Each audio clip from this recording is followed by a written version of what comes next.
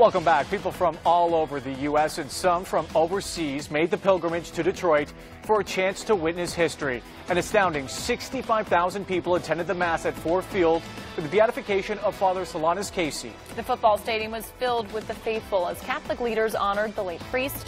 Father Casey is now just one step away on his path to sainthood. And for many people throughout Detroit, it's hard to understand what all goes into the process of how one becomes a saint and what the beatification truly means. We have Father Wynn here to give us a little perspective, and we really appreciate you taking the time tonight to come out here. But we want to start out with just try to give us a little bit of a taste of just how important today's ceremony was. Like, what does this really, really mean for someone maybe who is not a part of this?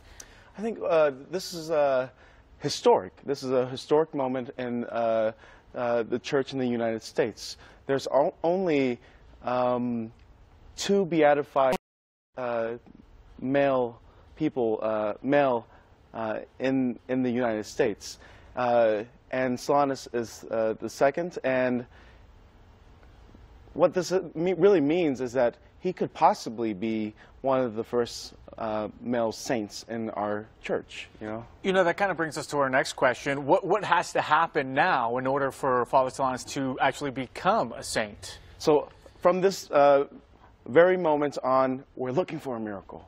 Right. We're looking for something that we can bring to Rome and say, you know, this is a miracle. This is something that can be attributed for his sainthood, for his canonization.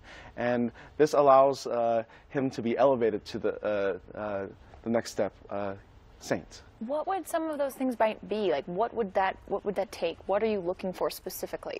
I think Rome has a lot of details that we have to follow. And I think one of the main things is like something that's instantaneous, you know, something that will happen, a disease or a skin condition. Well, the person that had the miracle this time, it was a skin condition, and it healed instantaneously at the tomb of Solanus. Now, what does this mean, especially for the community here in Detroit? We know Father Solanus was very giving. He was very inspirational. Always had his door open because he wanted to help those who were poor, who were sick, and they needed help. What does this kind of mean for the faithful here in Detroit to have somebody from Detroit, like Father Solanus, being beatified? Really, the significance of this is that anyone can be a saint. Through simple acts of mercy. And he shows us in simple ways by opening doors, by giving bread to the poor, the sick, you know, loving people. In our own little ways, we can transform this. And I think that's what Father Solanus invites us to do, is like anyone can do acts of mercy and acts of love.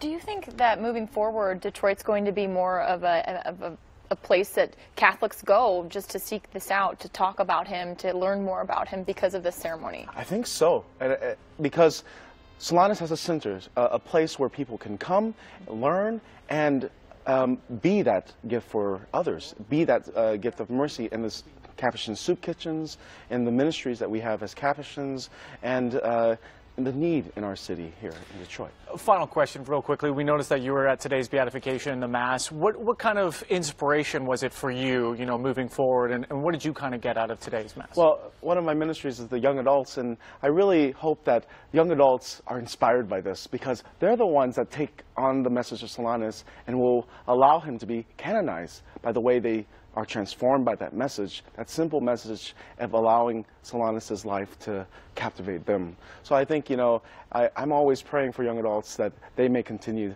that love of Solanus. It definitely was a great Mass today. To be there myself in person and to witness the beatification of Father Solanus is the first time I've ever witnessed something like that. And yeah. Just to see the tens of thousands of people who are out there of all ages, young and old, who are out there really kind of taking it all in. Father, I want to thank you so much for joining us this evening, kind of sharing the information about beatification, kind of what's next for Father Solanus moving forward to his sainthood. Thank you so much. Thank you, sir. And also make sure you stay with us both on air and online at WXYZ.com for continuing coverage of the Beatification Mass. Also, be sure to switch over to Channel 7 for more coverage right after our show.